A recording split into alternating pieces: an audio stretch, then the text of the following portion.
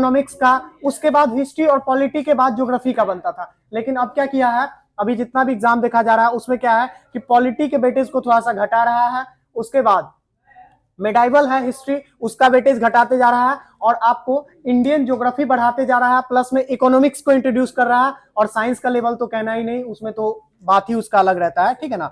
हाँ, तो थोड़ा सा पॉलिटी और हिस्ट्री के साथ साथ अब इंडियन ज्योग्राफी को थोड़ा सा हम लोग और अच्छे से देखेंगे। अभी हाल ही में 2 दिन पहले बिहार एसआई का 64 पोस्ट के लिए एग्जाम हुआ है प्रोविजन डिपार्टमेंट में, उसमें देखिएगा तो 5 का 5 जो है सो खदान पूछ दिया एकदम लाइन से, कि मतलब कौन कहाँ है कौन कहाँ, तो थोड़ा सा उसको इंडियन जो ज्योग्राफी है उसको थोड़ा सा देखना पड़ेगा, भारतीय भूगोल को। चलिए आगे आपको बताना है इसी कड़ी में कि रानीगंज जो कोयला का क्षेत्र है यह किस राज्य में है? झारखंड, पश्चिम बंगाल में। रानीगंज कहाँ पे है? पश्चिम बंगाल में, ठीक है ना। ये सब क्वेश्चन पे स्लिप नहीं होना है, स्लिप होइएगा आपका आंसर गलत टिक हो जाएगा। झरिया कहाँ बताइएगा तो झरिया झारखंड में है। झरिया कहाँ पे है? झारखंड में है, ठीक है ना। आगे आपको बताना है बोकारो झारखंड, उड़ीसा कहाँ बोल रहे हैं? बोकारो झारखंड, बोकारो झारखंड। गिरिडीह कहाँ है? गिरिडीह भी झारखंड। ये सब तो प्रमुख जगह है ना, गिरिडीह, बोकारो, रांची, ये सब तो धनबाद, ये सब तो प्रमुख जगह है धनबाद इसका, झारखंड का, ठीक है ना। झरिया, बोकारो और गिरिडीह कहाँ पे है? ये कोयला क्षेत्र झारखंड में है, ठीक है ना। बीरभूम कहाँ है? बीरभूम नहीं, बीरभूम पश्चिम बंगाल। कहां पे है? बीरभूम पश्चिम बंगाल में, ठीक है ना। आगे आपको बताना है बड़जोड़ा कहां पे है? बड़जोड़ा, यह भी एक प्रमुख कोयला उत्पादक क्षेत्र है। बड़जोड़ा जो कहां पड़ता है? पश्चिम बंगाल में है। कहां पे है बड़जोड़ा? पश्चिम बंगाल में। पश्चिम बंगाल का याद रखिएगा, रानीगंज, बड़जोड़ा और बीरभूम, ठीक है ना। बीरभूम तो बहुत प्रसिद्ध जगह है पश्चिम बंगाल का। आगे आपको बताना है तलचर कहां पे पड़ता है?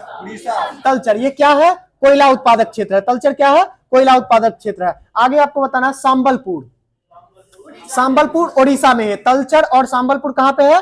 ओडिशा में पड़ता है, ठीक है ना। आगे आपको बताना है उमरिया कहां पे? उमरिया कोयला का क्षेत्र कहां पे पड़ता है? उमरिया कोयला उत्पादक क्षेत्र कहां पड़ता है? यह मध्य प्रदेश में। कहां पे है उमरिया? मध्य प्रदेश में, ठीक है ना। और सिंगरैली, सिंगरैली भी मध्य प्रदेश में। उमरिया और सिंगरैली कहां पे है? मध्य प्रदेश में है, ठीक है ना। आगे आपको बताना है गोदावरी घाटी कहां पे है? गोदावरी घाटी कोयला उत्पादक क्षेत्र खान कहां पे है? किस राज्य में है? तेलंगाना। क्या याद रखेंगे? तेलंगाना, ठीक है ना। और सिंगरैनी कहां पे है? नहीं, सिंगरैली था मध्य प्रदेश में, सिंगरैनी जो है वो तेलंगाना में ही पड़ता है, ठीक है ना। सिंगरैनी कहां पे पड़ता है? तेलंगाना में पड़ता है। बढ़ा दीजिएगा तो सिंगरैनी कहां पे पड़ता है? तो तेलंगाना में, याद रखिएगा इसको। और गोदावरी घाटी कहां पे है? तेलंगाना में है। और सिंगरैली कहां पे है? मध्य प्रदेश में है, ठीक है ना। चलिए आगे आपको बताना है कोरबा कोयला उत्पादक क्षेत्र किस राज्य में पड़ता है?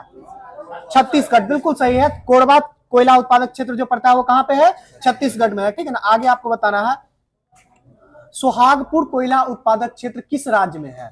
सोहागपुर कोयला उत्पादक क्षेत्र किस राज्य में है? यह भी आपको छत्तीसगढ़ में ही है। कहां पे है? छत्तीसगढ़ में ही है, ठीक है ना। आगे आपको बताना विश्रामपुर, छत्तीसगढ़ में ही है। विश्रामपुर कहां पे है? छत्तीसगढ़ में ही। अगर इसको पहली बार सुन रहे हैं तो थोड़ा सा ध्यान से सुनिए और अच्छे से याद रखने का कोशिश कीजिए, ठीक है ना, क्योंकि ये सब क्वेश्चन अब बहुत ट्रेंड में आ रहा है।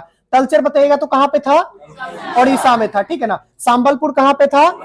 ओडिशा में ही था। बीरभूम कहां पे था? पश्चिम बंगाल में था। गिरिडीह कहां पे था? झारखंड। गिरिडीह कहां पे था? झारखंड में, ठीक है ना। बोकारो कहां पे था? झरिया झारखंड में, ठीक है ना। और उसके बाद एक और क्या हुआ? सिंगरौली। देखिए शांत रहिए, सिंगरौली की बात करें तो मध्य प्रदेश। कहां पे है सिंगरौली? कहां पे है? मध्य प्रदेश। और सिंगरैनी की बात करें तो ये तेलंगाना में। सिंगरैनी कहां पे है? तेलंगाना में। सिंगरौली की बात करें तो मध्य प्रदेश में। आगे आपको बताना है कोरबा कहां पे है? कोयला क्षेत्र छत्तीसगढ़ में। कोयला क्षेत्र कोरबा कहां पे है? तो छत्तीसगढ़ में है। आगे आपको बताना है सोहागपुर कहां पे है? छत्तीसगढ़ में। सोहागपुर कहां पे है? छत्तीसगढ़ में। और विश्रामपुर छत्तीसगढ़ में है, ठीक है ना। गिरिडीह झारखंड, उसके बाद बोकारो झारखंड। ये सब तो याद करने की चीज ही नहीं है। चलिए आगे आपको बताना है कुछ ताप विद्युत केंद्र है, ठीक है ना। ताप विद्युत गृह जिसको बोलते हैं, ताप विद्युत स्टेशन जो होता है ये है। इसमें आपको बताना है कि कौन सा ताप विद्युत केंद्र जो है यह किस राज्य में है, ठीक है ना। सबसे पहले आपको बताना है नेल्लोर ताप विद्युत क्षेत्र जो है ये कहां पे है? आंध्र प्रदेश में। नेल्लोर कहां पे है? आंध्र प्रदेश में। नेल्लौर कहां पे है? आंध्र प्रदेश में है। आगे आपको बताना विजयवाड़ा। विजयवाड़ा ताप विद्युत क्षेत्र कहां पे है? विजयवाड़ा, विजयवाड़ा तेलंगाना, बिल्कुल सही है। कौन बोल रहे थे? तेलंगाना, बिल्कुल सही है, ठीक है ना। विजयवाड़ा कहां पे है? तेलंगाना में है। आगे आपको बताना है कामरूप कहां पे है? कामरूप ताप विद्युत क्षेत्र, असम, ठीक है ना। हाँ, एक मंदिर भी है ना, कामरूप कामरख्या कामरूप मंदिर जो है, ठीक है ना, वो कहां पे है? तो वो असम में, कामरूप असम में ही है, ठीक है ना। चलिए आगे आपको बताना, कामरूप शायद असम का पुराना नाम भी था, ठीक है ना। चलिए आगे आपको बताना बरौनी कहां पे है? बिहार में, ठीक है ना। बरौनी कहां पे है? बिहार में, बेगूसराय डिस्ट्रिक्ट में पड़ता है, ठीक है ना। और कहलगांव कहां पे है? कहलगांव ताप विद्युत क्षेत्र अपना बिहार में ही है, ठीक है ना, अपना बिहार में ही, भागलपुर में। कहलगांव कहां पे है? बिहार में ही है, ठीक है ना, ताप विद्युत क्षेत्र है। कोरबा कहां पे है? कोरबा, कोरबा, कोरबा छत्तीसगढ़। कोरबा ताप विद्युत क्षेत्र भी छत्तीसगढ़ में है, और कोरबा ताप विद्युत गृह भी जो है वो भी छत्तीसगढ़ में ही है, ठीक है ना। आगे आपको बताना इंद्रप्रस्थ, इंद्रप्रस्थ दिल्ली, इंद्रप्रस्थ दिल्ली, ठीक है ना, इंद्रप्रस्थ दिल्ली। और आगे आपको बताना बदरपुर दिल्ली। अरे बदरपुर बॉर्डर जो है बहुत फेमस है दिल्ली का जगह, ठीक है ना, किसान आंदोलन के टाइम में भी यह जगह फेमस रहा था। राजघाट दिल्ली में, राजघाट, बदरपुर और इंद्रप्रस्थ, ये तीनों क्या है? ताप विद्युत क्षेत्र है, ठीक है ना। और ये तीनों कहां पे है? दिल्ली में है। अहमदाबाद कहां पे है? गुजरात। अहमदाबाद कहां पे है? ताप विद्युत क्षेत्र कहां पे है? गुजरात में है, ठीक है ना। बनास, बनास ताप विद्युत क्षेत्र कहां पे है? यह भी गुजरात में है। कहां पे है? गुजरात में है। बनास ताप विद्युत क्षेत्र कहां पे है? गुजरात में ही है, ठीक है ना। आगे आपको बताना है कांडला, गुजरात में, नाम से भी पकड़ सकते हैं, कांडला गुजरात। कच्छ, गांधीनगर गुजरात में, ये सब क्या है? तो वहां पे ताप विद्युत गृह है, ठीक है ना, जहां पे कोयला को जला करके और उससे बिजली बनाया जाता है, वैसा ये स्टेशन है। आगे आपको बताना पानीपत, पानीपत हरियाणा, पानीपत ताप विद्युत क्षेत्र कहां पे पड़ेगा? हरियाणा में। गोरखपुर, गोरखपुर, यह भी गोरखपुर ताप विद्युत क्षेत्र जो है यह आपको उत्तर प्रदेश ना होकर के हरियाणा में ही पड़ता है। गोरखपुर ताप विद्युत क्षेत्र कहां पे पड़ता है? हरियाणा में पड़ता है, ठीक है ना, इसको याद रखिएगा। आगे आपको बताना यमुनानगर, यमुनानगर नहीं, यह भी आपको हरियाणा में ही है, हरियाणा में, ठीक है ना। यमुनानगर ताप विद्युत क्षेत्र जो है ये कहां पे है? हरियाणा में है। आगे आपको बताना है कालाकोट, कालाकोट ताप विद्युत क्षेत्र कहां पे पड़ता है? जम्मू कश्मीर। कालाकोट ताप विद्युत क्षेत्र कहां पे पड़ता है? जम्मू कश्मीर में, ठीक है ना। बोकारो ताप विद्युत क्षेत्र कहां पे पड़ता है? झारखंड, ठीक है ना। स्वर्ण रेखा ताप विद्युत क्षेत्र झारखंड। और आगे सतपुरा ताप विद्युत क्षेत्र कहां पे? यह भी झारखंड में है, ठीक है ना। सतपुरा ताप विद्युत क्षेत्र जो है यह भी झारखंड में ही है। अमरकंटक, अमरकंटक ताप विद्युत क्षेत्र कहां पे है? अमरकंटक मध्य प्रदेश, जगह से भी पकड़िए, ठीक है ना। और एक सतपुरा और है जो मध्य प्रदेश में भी पड़ता है, ठीक है ना। आगे आपको बताना है सिंगरौली कहां पे पड़ता है? सिंगरौली ताप विद्युत क्षेत्र कहां पे? मध्य प्रदेश। और सिंगरैनी जो कोयला क्षेत्र था वो कहां पे? तेलंगाना में, ठीक है ना। चलिए आगे आपको बताना भूसावल ताप विद्युत क्षेत्र कहां पे पड़ता है? नाम से ही फेमस है ये सब, भूसावल वगैरह, महाराष्ट्र। भूसावल कहां पे? महाराष्ट्र। आगे आपको बताना है चोला, चोला ताप विद्युत क्षेत्र कहां पे है? महाराष्ट्र में। नासिक महाराष्ट्र, ट्रॉम्बे महाराष्ट्र, उज्जैनी, उज्जैनी, उज्जैन से नहीं पकड़िएगा, उज्जैनी जो है उज्जैनी महाराष्ट्र में ही है, ठीक है ना। उज्जैनी कहां पे है? महाराष्ट्र में है। उड़ान, उड़ान ताप विद्युत क्षेत्र कहां पे पड़ता है? उड़ान ताप विद्युत क्षेत्र बहुत फेमस है, यह भी मध्य, ये महाराष्ट्र में ही है। उड़ान कहां पे है? महाराष्ट्र में ही है, ठीक है ना। चलिए आगे आपको बताना है पृथ्वी पर सर्वाधिक मात्रा में यूरेनियम का कौन सा समस्थानिक पाया जाता है? 238, 238 यूरेनियम का जो सर्वाधिक मात्रा में जो पाया जाता है कौन सा? 238, ठीक है ना। आगे आपको बताना राज्य विधानसभा में अधिकतम सीटों की संख्या कितनी हो सकती है? 550, 540, सीधे 40, कहां भटक रहा है? 500, ठीक है ना, वो न्यूनतम है। 40 जो है वो न्यूनतम भी नहीं है, 40 न्यूनतम भी नहीं है, ठीक है ना। 60 न्यूनतम है, न्यूनतम कितना है? 60 है। 40 जो है ना वो गोवा में अपवाद में है, ठीक है ना। आगे आपको बताना है न्यूनतम 60 है और अधिकतम जो है वो कितना हो सकता है? 500 हो सकता है। कहां? राज्य विधान सभा में, ठीक है ना, जो राज्यों में होता है। आगे आपको बताना प्रचंड बौद्ध के रूप में किसे याद किया जाता है? प्रचंड बौद्ध के रूप में किन्हें याद किया जाता है? आदि शंकराचार्य को। किन्हें याद किया जाता है? आदि शंकराचार्य को प्रचंड बौद्ध के रूप में उनको मान्यता है। आगे आपको बताना है भारत में चुनाव प्रणाली की शुरुआत कब से होती है? भारत 1900 में, 1991, 1952 में, 51 में। कहां भटक रहे हैं आप लोग? भारत में चुनाव प्रणाली की शुरुआत कब से होती है? 1892 के एक्ट के रूप में अप्रत्यक्ष निर्वाचन के तहत जो है चुनाव प्रणाली की शुरुआत होती है। चलिए आगे आपको बताना भारत में प्रत्यक्ष निर्वाचन की प्रणाली कब आती है? भारत में प्रत्यक्ष निर्वाचन 1919, बिल्कुल सही है, 1919। भारत में प्रत्यक्ष निर्वाचन प्रणाली कब से होती है? 1919 से, ठीक है ना। भारत में महिलाओं को वोट देने का अधिकार कब मिला है? 1900, कहां आप लोग भटक रहे हैं? 1919, 1919 भारत में महिलाओं को वोट देने का अधिकार कब मिला है? 1919 में। आगे आपको बताना है संविधान सभा का गठन जो है ये कब हुआ था? 1946 में, बिल्कुल सही है, 1946 में होता है। और कब होता है? 6 दिसंबर 1946 को, ठीक है ना। और पहली बैठक कब होती है? 9 दिसंबर 1946 को। चलिए आगे आपको बताना है संविधान सभा में अस्थायी उपाध्यक्ष के रूप में किनका चुनाव किया गया था? किनका?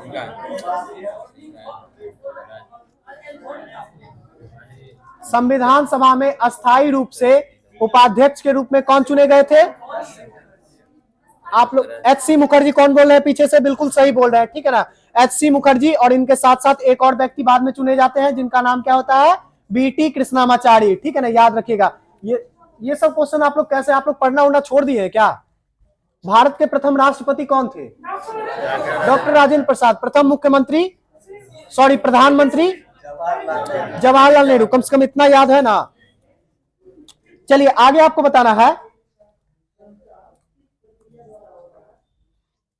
बताइएगा तो भारत में जब 1947 में भारत जब आजाद हुआ था उस समय भारत में राज्य पुनर्गठन आयोग आया था, ठीक है ना। और राज्य पुनर्गठन आयोग के द्वारा जो है ना उसका रिपोर्ट सौंप करके राज्य का पुनर्गठन किया गया। और कितने राज्यों का फॉर्मेशन 1953 में किया गया था ये बताइएगा? कितने राज्यों का? 14 राज्यों का। और कितने केंद्र शासित प्रदेश? 6 केंद्र शासित प्रदेश का, ठीक है ना। और 6 केंद्र शासित प्रदेश बनाया गया था। कब बनाया गया था ये? 1956 में, बिल्कुल सही, 1956 में। आगे आपको बताना है तबकात-ए-नासरी पुस्तक के लेखक कौन है? बिल्कुल सही है, तबकात-ए-नासरी पुस्तक के लेखक कौन है? मिन्हाज-उल-सिराज। बहुत बार ये पुस्तक पूछा गया है। आगे आपको बताना है सारनाथ के धमेक स्तूप का निर्माण किस काल में हुआ था? सारनाथ में धमेक स्तूप का निर्माण जो है ये किस काल में हुआ था? गुप्त काल में हुआ था, बिल्कुल सही है। किस काल में हुआ था? गुप्त काल में हुआ था। आगे आपको बताना है आर्टिकल 352 के तहत किस चीज की व्यवस्था की गई है? किसका? राष्ट्रीय आपात का, बिल्कुल सही है। आर्टिकल 352 के तहत राष्ट्रीय आपातकाल की व्यवस्था की गई। 356 के तहत राष्ट्रपति शासन का, ठीक है ना, राष्ट्रपति शासन का। और इसी के साथ साथ आर्टिकल 360 में किसकी व्यवस्था की गई है? द्वितीय आपातकाल की। चलिए आगे आपको बताना है इसी कड़ी में कि किसके द्वारा ऐसा कथन कहा गया था आर्टिकल 356 के बारे में कि यह जो है सो अंतिम साधन के रूप में प्रयोग किया जाएगा? भीमराव अंबेडकर के द्वारा, ठीक है ना। राष्ट्रपति शासन जो राज्यों में लगाया जाता है ना, इसके बारे में भीमराव अंबेडकर के द्वारा कहा गया था कि यह आर्टिकल 356 जो है राष्ट्रपति का राष्ट्रीय आपात, ये राष्ट्रपति शासन जो है यह जो है ना सो राज्यों में जब सरकार विफल हो जाएगी तो अंतिम साधन के रूप में इसका प्रयोग किया जाएगा। ये कौन बोले थे? भीमराव अंबेडकर बोले थे, ठीक है ना। चलिए आगे आपको बताना है प्राथमिक स्तर पर मातृभाषा में शिक्षा देने का अधिकार कौन सा आर्टिकल देता है? 350 का क, 350 का क। प्राथमिक स्तर पर मातृभाषा में शिक्षा 350 का क। हिंदी को राज्य भाषा के रूप में मान्यता कौन सा आर्टिकल देता है?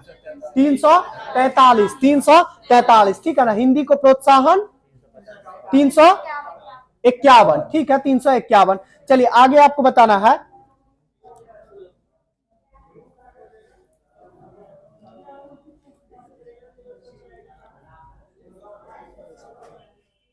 बताइएगा तो संघ के लिए राज्य भाषा जो है, ठीक है ना, संघ के लिए राज्य भाषा वो 343 आर्टिकल जो अभी बताया आपको मतलब राज्य भाषा के रूप में मान्यता मिलता है हिंदी को, ठीक है ना, वो कौन सा आर्टिकल है?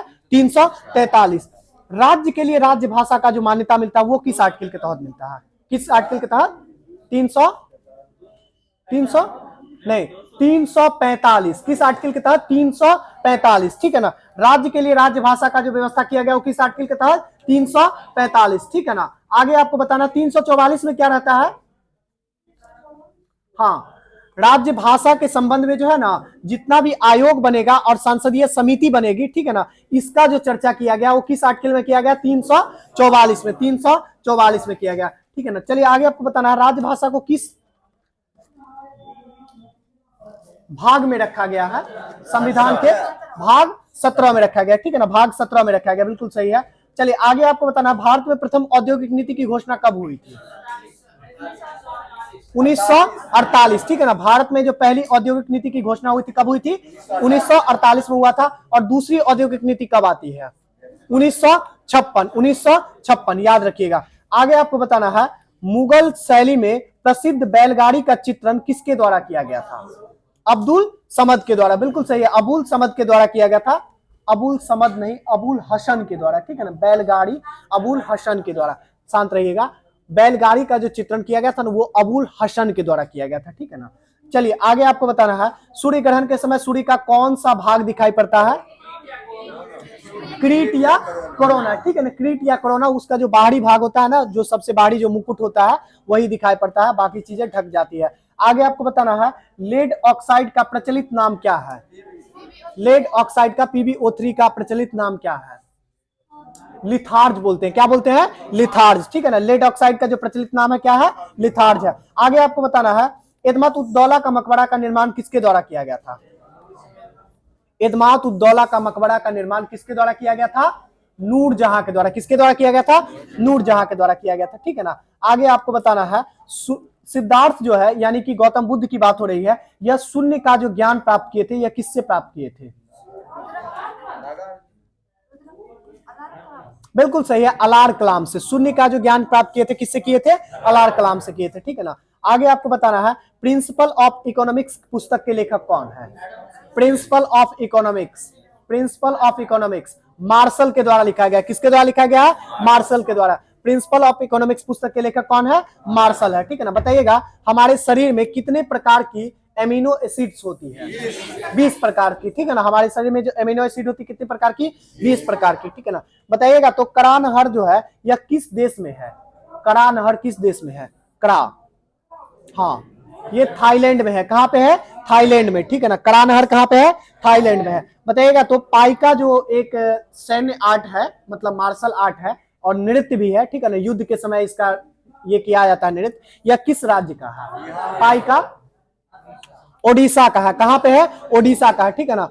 मतलब पाइका जो नृत्य है ना ये ओडिशा में प्रचलित है, हालांकि इसका प्रचलन जो है सो यहाँ पे भी झारखंड में भी है, क्योंकि दोनों लगा हुआ है तो झारखंड में ही है, ठीक है ना, झारखंड में। चलिए आगे आपको बताना है पृथ्वी के समीप पाए जाने वाले मंडल को क्या कहते हैं? क्षोभ मंडल, ठीक है, ट्रोपोस्फियर जो जिसको बोलते हैं, सबसे जो नीचे का मंडल है। चलिए आगे आपको बताना है, बताइएगा तो यदि कोई मनुष्य यह समझ नहीं पाता है कि कब उसे भोजन करना है और कब उसे भोजन रोक देना चाहिए, मतलब कितना खाना है, 6 रोटी खाना है कि 46 रोटी खाना है, उसको समझ में ही नहीं आ रहा है, जब तक आप उसके सामने दे रहे हैं तब तक वो खाते जा रहा है, ठीक है ना। ऐसे लोगों किस बीमारी से पीड़ित माना जाता है?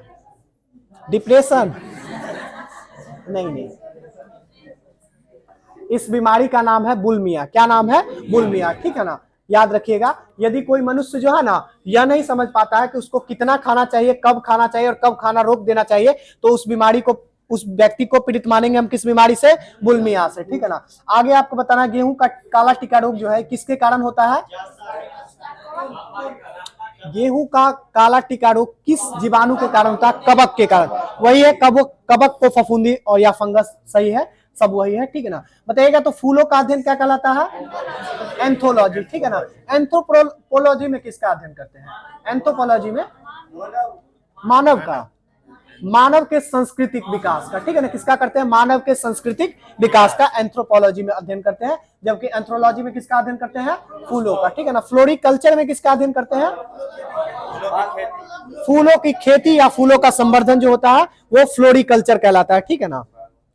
क्या हुआ आपको? चलिए आगे आपको बताना है, सुल्तान अजलन शाह कप का संबंध किस खेल से है?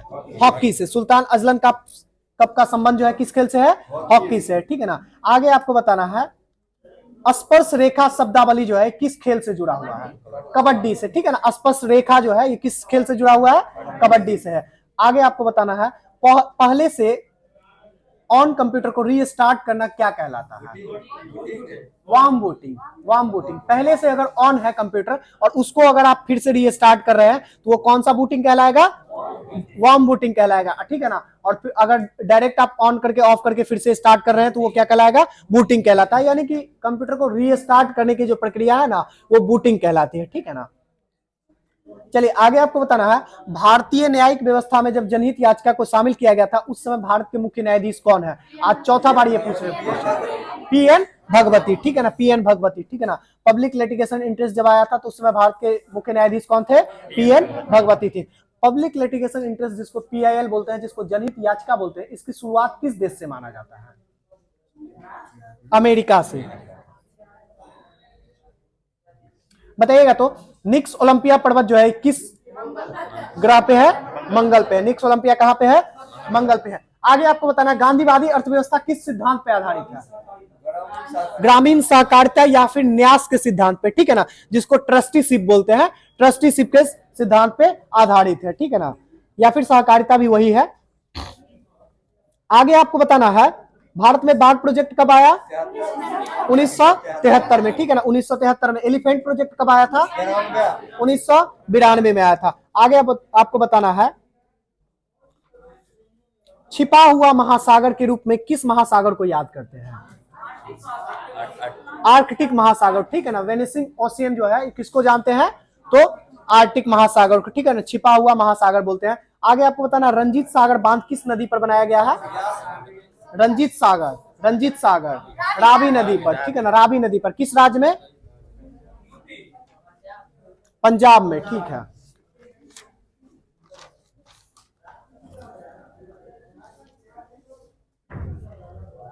बताइएगा तो, भारत के कितने राज्य जो है बांग्लादेश से सीमा बनाती है?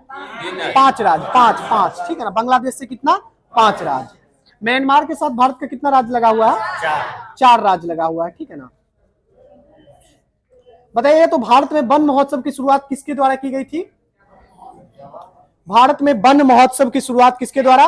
के.एम. मुंशी के द्वारा। बिल्कुल सही है, के.एम. मुंशी के द्वारा किया गया था। कब किया गया था? 1950। के.एम. मुंशी वन महोत्सव 1950, ठीक है ना। 1950। 1972 में क्या हुआ था? वन्य जीव अधिनियम आया था। वन्य जीव संरक्षण अधिनियम कब आया? 1972 में आया था, ठीक है ना। वन संरक्षण अधिनियम कब आया था? 1980 में, ठीक है ना। वन नीति जो आया था ना 1950 वाला, उसी में संशोधन किया गया था, ठीक है ना। 1950 में जो वन नीति आया था उसी में संशोधन किया गया था। कब? 1980 में, ठीक है ना। और वन नीति वन अधिनियम जो आया वो 1980 में। हालांकि उसमें मेजर संशोधन जो होता है वो 1988 में होता है। कब होता है सबसे बड़ा संशोधन? 1988 में। अगर कभी आपको प्रश्न पूछ दे कि वन नीति में संशोधन कब हुआ तो आपको ज्यादातर ऑप्शन जो देखने को मिलेगा वो कब मिलेगा? 1988 मिलेगा, ठीक है ना। 1988 उसका सही होगा। 1980 में वन नीति में संशोधन करके वन अधिनियम लाया गया था। और वन्य जीव कब आया था?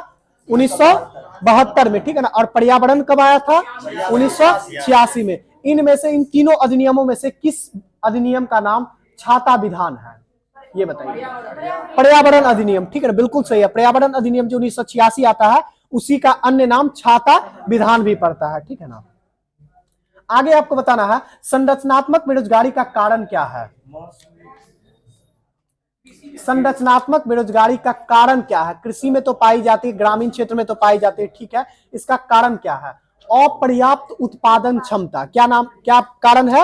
अपर्याप्त उत्पादन क्षमता, ठीक है ना। देखिए, बेरोजगारी से 2-3 तरह का प्रश्न पूछता है। एक पूछता है कि संरचनात्मक बेरोजगारी कहाँ पाई जाती है? तो ग्रामीण क्षेत्रों में जो है ना संरचनात्मक बेरोजगारी और मौसमी बेरोजगारी। ग्रामीण क्षेत्रों में कैसी बेरोजगारी? संरचनात्मक बेरोजगारी और मौसमी बेरोजगारी, ठीक है ना। कृषि के क्षेत्र में कैसा? तो उसमें भी वही है। कृषि के क्षेत्र में भी वही है कि संरचनात्मक और मौसमी बेरोजगारी। उसके बाद एक और बेरोजगारी होता है जो प्रच्छन्न बेरोजगारी होता है, ठीक है ना, किसको बोलते हैं, प्रच्छन्न बेरोजगारी। तो प्रच्छन्न बेरोजगारी किस क्षेत्र में पाया जाता है, ग्रामीण क्षेत्रों में। प्रच्छन्न बेरोजगारी किस क्षेत्र में, ग्रामीण क्षेत्रों में। मौसमी कृषि में और संरचनात्मक कृषि में। और एक और बेरोजगारी होता है जिसको बोलते हैं घर्षणात्मक बेरोजगारी, ठीक है ना, क्या बोलते हैं, घर्षणात्मक बेरोजगारी। तो घर्षणात्मक बेरोजगारी जो है ना वो कहां पाई जाएगी, तो विकसित क्षेत्रों में या शहरी क्षेत्रों में। कहां पे, विकसित क्षेत्रों में या शहरी क्षेत्रों में या विकासशील क्षेत्रों में जो पाई जाने वाली बेरोजगारी होती है उसको क्या बोलते हैं, घर्षणात्मक बेरोजगारी बोलते हैं। तो ये 4 क्वेश्चन पूछता है। देखिए, तो मौसमी बेरोजगारी कहां पाई जाएगी, कृषि के क्षेत्र में। मौसमी बेरोजगारी कृषि के क्षेत्र में, क्योंकि आप मौसम पे डिपेंड है, बारिश हुई तो कृषि होगा, नहीं होगा तो आप बेरोजगार रह गए, ठीक है ना। तो मौसमी बेरोजगारी कृषि के क्षेत्र में।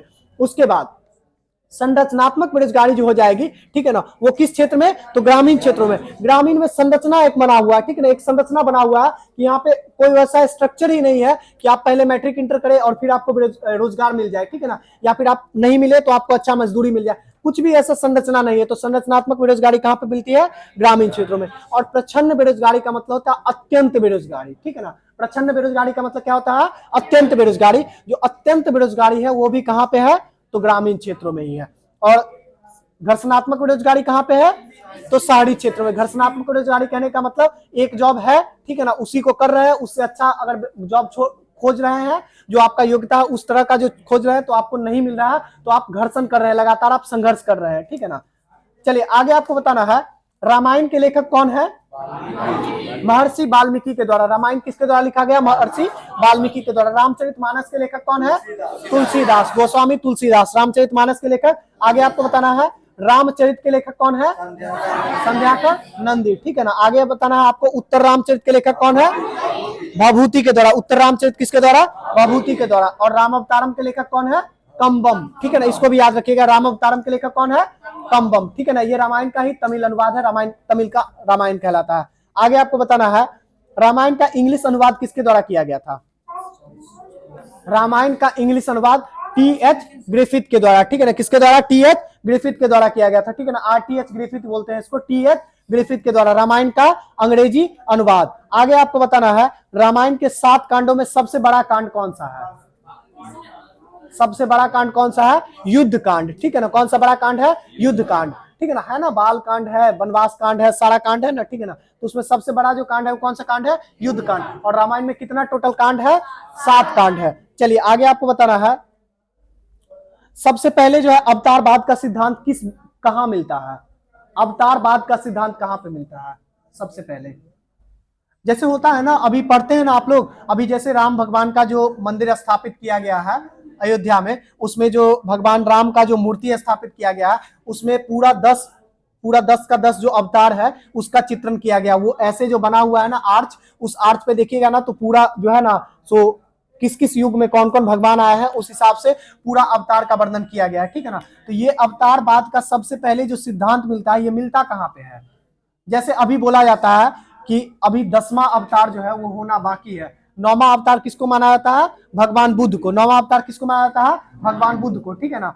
और 9वां अवतार के बाद 10वां अवतार माना जाता है कि भगवान जो है ना श्वेत कपड़ा धारण करके श्वेत वस्त्र पर जो है कल्कि के रूप में अवतार लेंगे। तो ये अवतारवाद का सिद्धांत मिलता कहां से है, ये आया कहां से, तो आप इसको याद रखिएगा, अवतारवाद का सिद्धांत जो मिलता है ये गीता से मिलता है। कहां से मिलता है, भगवत गीता से मिलता है, ठीक है ना, अवतारवाद का सिद्धांत। और एक और सिद्धांत है जिसको बोलते हैं मोक्ष का सिद्धांत।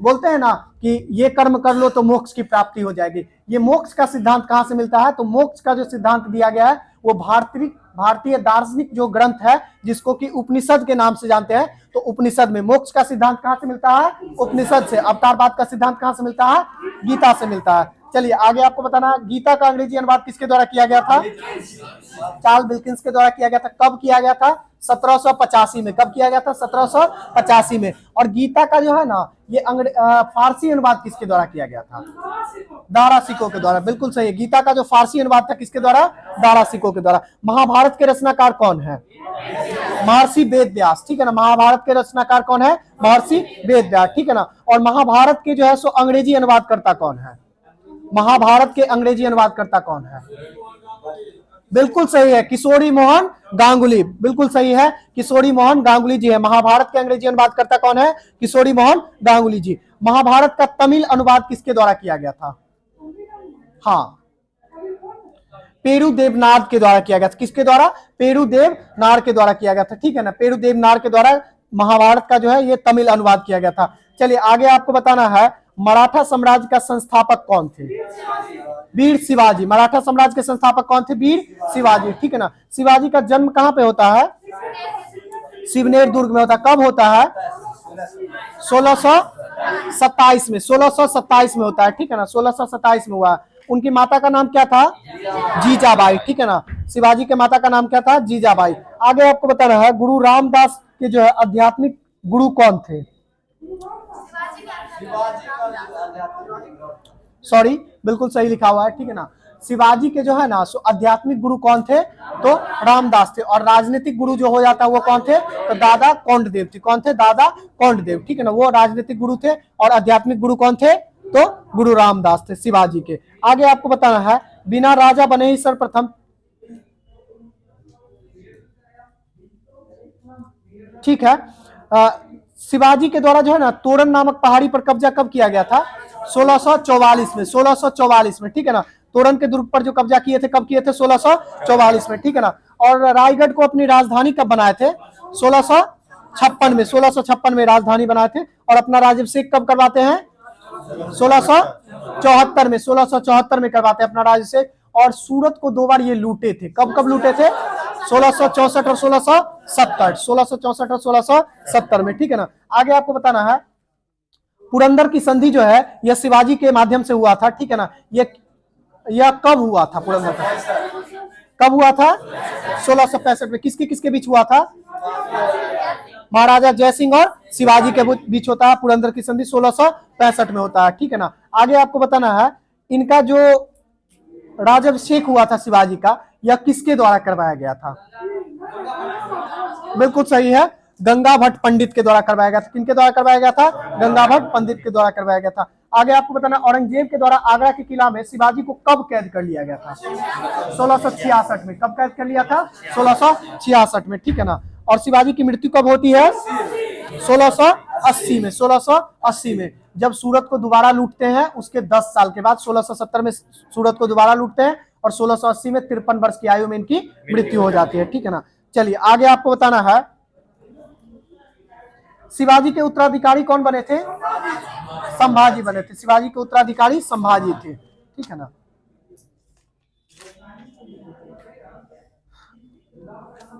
बताइएगा तो, मराठा साम्राज्य का वास्तविक संस्थापक किसे कहा जाता है?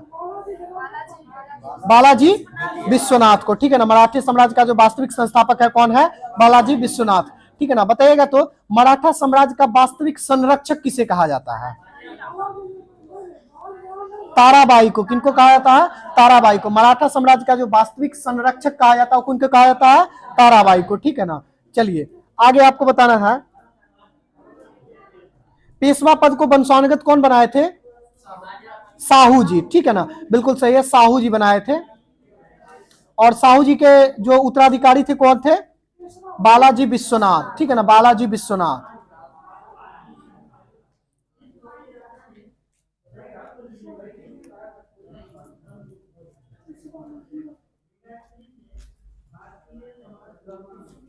पालखेड़ा का युद्ध कब हुआ था? 1728 में, 28 में, 27 में नहीं, 7 मार्च 1728 में। निजामुल मुल्क और बाजीराव प्रथम के बीच होता है। निजामुल मुल्क और बाजीराव प्रथम के रूप में। बाजीराव प्रथम के बारे में याद रखिएगा, ठीक है ना। एक लड़ाकू पेशवा के रूप में याद किया जाता है किनको? बाजीराव प्रथम को।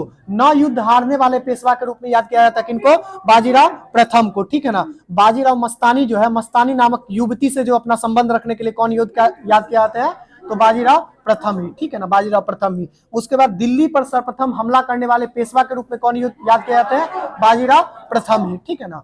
बाजीराव प्रथम। बाजीराव मस्तानी मूवी देखे हैं? उसमें रहते हैं कौन? बाजीराव प्रथम। कौन रहते हैं? बाजीराव प्रथम ही रहते हैं, ठीक है ना। अच्छा ठीक है, ठीक है। उसमें एक्टिंग करते हैं वो कौन? रणबीर कपूर ना। रणबीर कपूर या रणबीर सिंह? रणबीर सिंह। चलिए आगे आपको बताना है,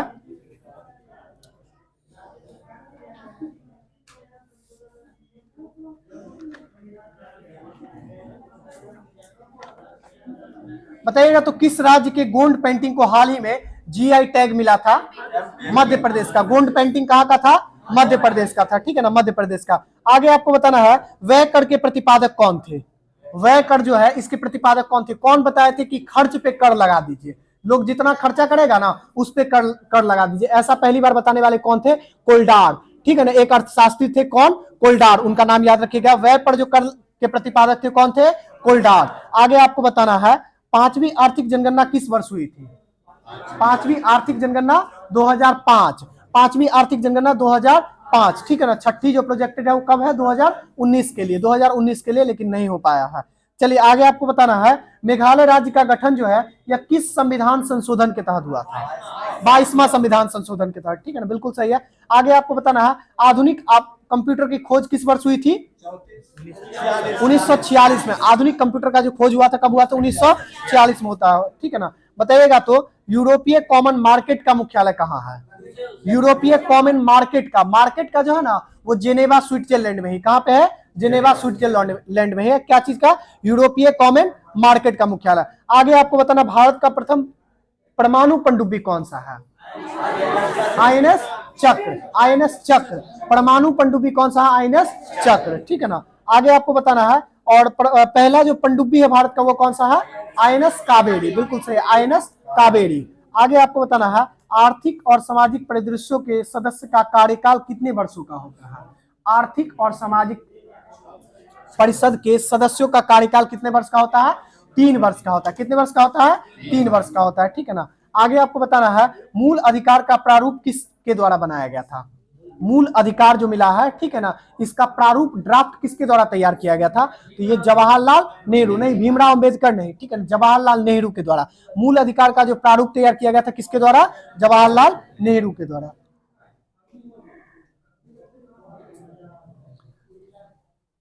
बताइएगा तो खाकी क्रांति का संबंध किसके उद्योग से है?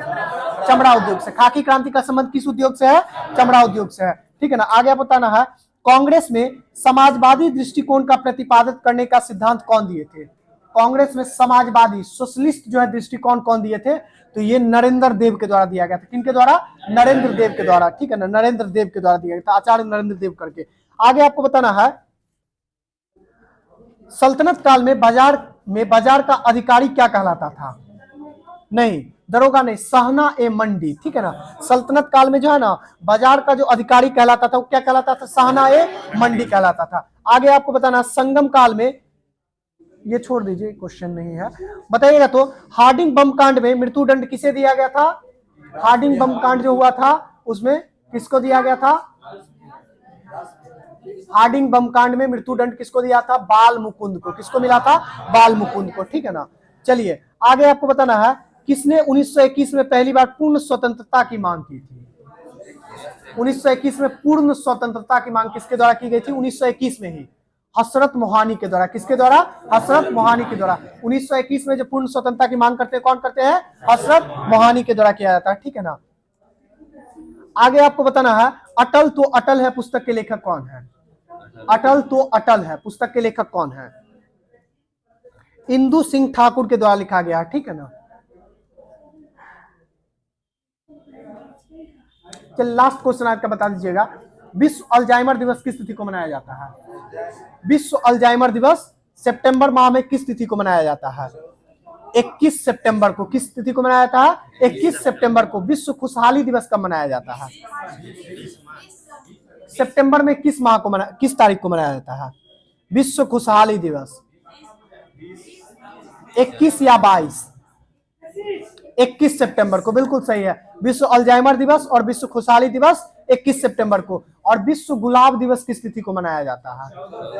सितंबर माह में किस तिथि को मनाया जाता है? 22 सितंबर को, ठीक है ना। किस तिथि को मनाया जाता है? 22 सितंबर को, ठीक है ना। हाँ, गुलाब दिवस ये जो है ना कैंसर रोग के लिए जो है सब ये है, कैंसर के लिए। बताइएगा तो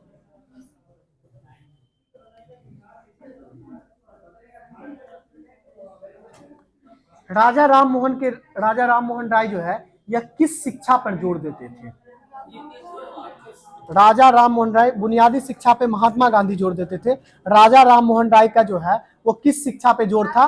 तो अंग्रेजी शिक्षा और वेस्टर्न जो शिक्षा थी, ठीक है ना, पश्चिमी शिक्षा है ना, उस पे जोर दिया करते थे। राजा राम मोहन राय जो है ना, अंग्रेजी और पश्चिमी शिक्षा पर जोर दिया करते थे। ठीक है ना, आज के लिए इतना ही छोड़ देते हैं, उसको बंद कर दीजिएगा।